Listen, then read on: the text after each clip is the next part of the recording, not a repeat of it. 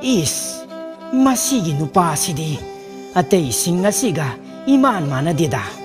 Mahaksi yamna kanba miyoy ama uiba tayo siya. Ay ishasi kiba na yadre. Asi kanna akiba poglaklammi. Gadadar na yung manungda sanglaklaga asum na hanglaklammi.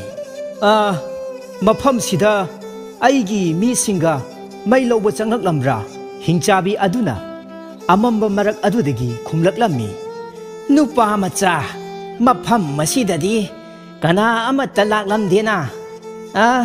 Atopa mapam daga chalamgani. Aigi asidadi kanagumba amata changlakdeda. Matam aduda Gadadardi yamna chingnarami karigumba khara thokle haibasi mahakna thajare. Asumna masak masa udabi hanubi aduna takpagi matung inna amamba marak aduda Gadadarna mama aduna phunga thirakpada thengnare. Phunga aduda nattana asum mama aduna yengba matamda chauraba kom amasu thengnarami. Karino maside? Hais, sidi matamnine. Yumbigi makhong ama hekta satlage.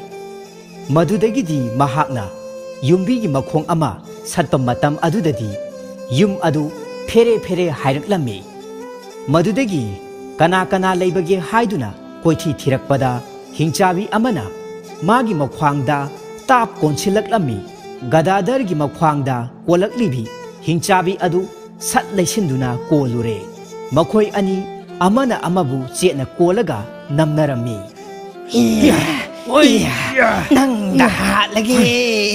Nang dahat lagi.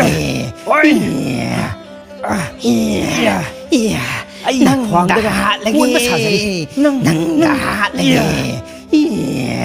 Madudagidi loksing singba Gadadarna hingchabi adugi mathak thangduna ngasai mahangna satkiba yumbi adu tapai khatuna. Hera hingchabi nanggi nakok asya thugaiduna hekta hatlage. Kari natik laidana nangna aibu hatkadoriba.